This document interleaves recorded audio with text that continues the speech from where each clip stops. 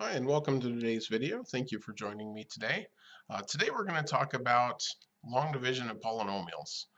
So in this unit, we're talking about dividing polynomials, more specifically here, long division. So you've been doing long division for quite a long time, and probably you're more familiar with doing long division with just numbers. So today I wanted to start out with some long division with just numbers, just to kind of get you reacquainted with that process of doing long division with the numbers, and then we'll relate that to how that ties into long division with polynomials. So first of all, we'll look at our first problem here, 4 divided by 124. So of course what you have to think about is how many times does this 4 right here go into the first number? Well, it doesn't go into that first number, it's too big. So we have to look at the first two numbers, the 12. So 4 divided by 12, we know 4 goes into 12 3 times. So of course we write the 3 up here, and then we multiply. 4 times 3 gives us the 12, and we write that number down here. And now what's the next thing we do? Well, of course, we subtract. So subtract right here. And 12 minus 12 is 0. And so now we have to bring down the next number so that we can continue dividing. So 4 goes into 4 one time. So 1 time, 4 times 1 is 4. And when we subtract, we get a remainder of 0. And so in this particular case, since we have a remainder of 0, we know that this number, 4, and 31 are both factors of 124. So 4 and 31 are factors of 124.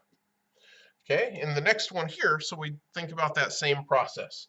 5 goes into 12. Well, 5 times 2 is 10, so that's going to be the closest that we can get. So 2 times 5 is 10, and same process, go ahead and subtract. And then we have to bring down the next number, which is once again the 4. Okay, so we have to think about how many times does 5 go into 24? Well, since 4 times 5 is 20, 5 times 5 is 25. That would be too big, so we have to go with the 4. 4 times 20, or sorry, 4 times 5 is 20. So when we subtract, notice we have a remainder, and so we would write the remainder 4 right here. So it's important to notice in this particular case that since 5 does not go evenly into 124, we would not consider 5 to be a factor of 124, and same with 24. 24 is not a factor of 124 either, because of this remainder. So 5 and 24 are not factors. Okay, so here is just a quick reminder of how this works. If the number inside here is called the dividend, so that's important to know the vocabulary here. This is the dividend, and the number we are dividing by is called the divisor. And then our answer to a division problem is called the quotient. And if there's anything left over, that of course is called the remainder. So if we wanted to check our answer on these, we could take the divisor, multiply it by the quotient, and then add in that remainder, and it should be equal to whatever that dividend, whatever we started with, was. Okay, so if we look at this example here, 5 times 24. Well, 5 times 20 is 100. 5 times 4 is 20. So 100 plus 20, that's 120. Plus 4 gives us 124. If we multiply 4 times 31, we would once again get 124. Okay, so the divisor times the quotient plus the remainder. Okay, so let's just take a look at an example now using polynomials. So we are going to do some polynomial long division. So we're going to divide x squared plus 3x minus 12 divided by x minus 3.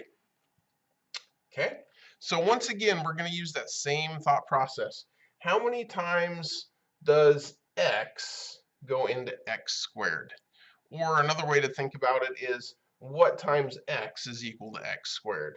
Well, we know that that's going to be just x. And so now that we know what that is, we go ahead and multiply. So x times x is x squared. And notice I've lined up my terms here. And then x times negative 3 is minus 3x. And of course, just like we did with long division with numbers, we are going to subtract. So here is the tricky part with this. When we're subtracting, we have to remember if it's a negative inside here, we're subtracting a negative, which means we're going to end up adding. So x squared minus x squared is 0.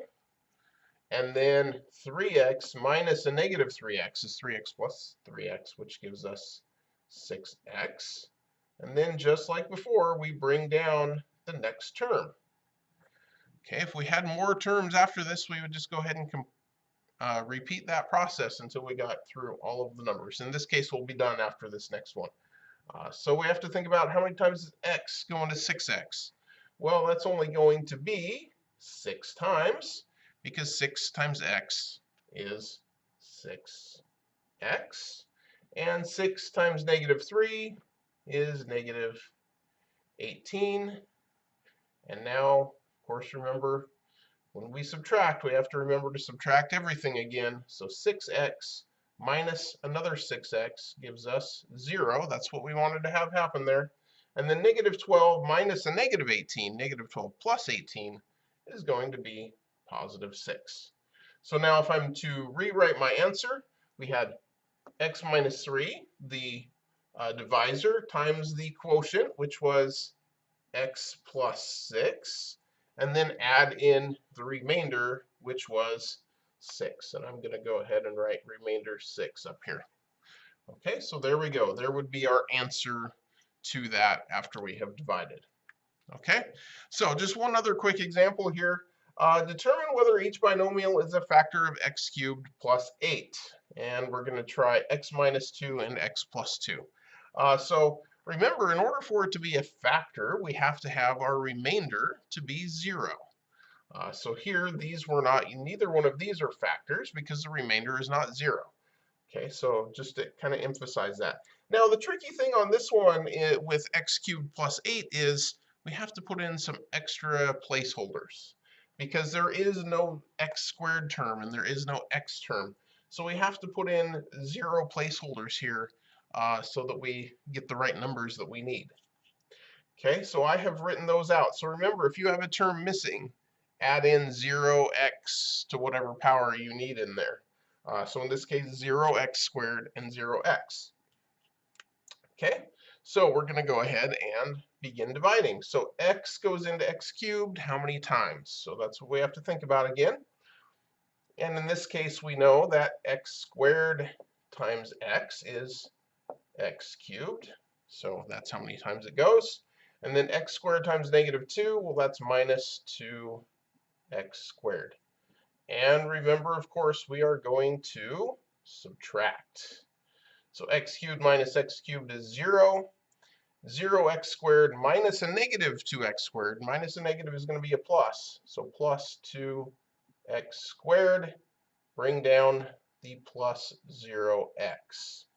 Okay, so how many times does x go into 2x squared?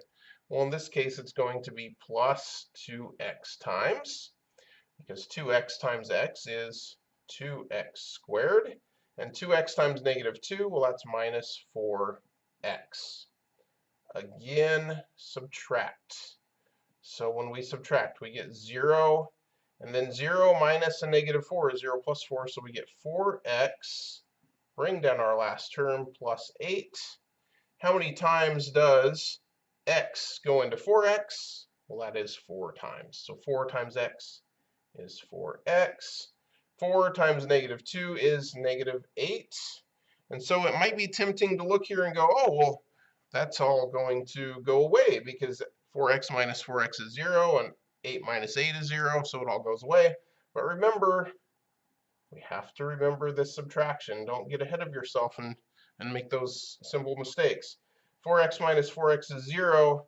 8 minus a negative 8 is positive 16. So we have a remainder of 16.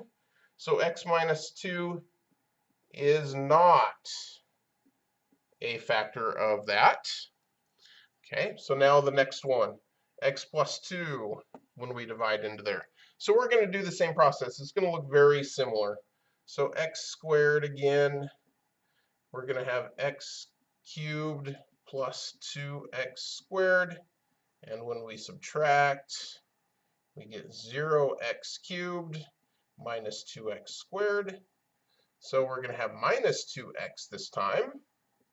So that plus 0x. So negative 2 times 2 is minus 4x. So that way when we subtract, negative 2x minus a negative 2x squared, that is, for both of those, is 0. And 0x minus a negative 4x is plus 4x. Bring down the 8. X goes into 4x 4 times. 4 times x is 4x. 4 times 2 is plus 8. And hopefully now you recognize when we subtract, we're subtracting something from exactly itself. 4x plus 8 minus 4x plus 8 has to be a remainder of 0. So the remainder is 0. So yes, x plus 2 is a factor of x cubed plus 8. Okay, so hopefully that helps you out to do long division of polynomials. Just remember to add in the 0 terms where you need to. Be careful with your subtraction, and I'm sure you'll do just fine. So that's all I have for you today. Thank you for joining me, and have a great day.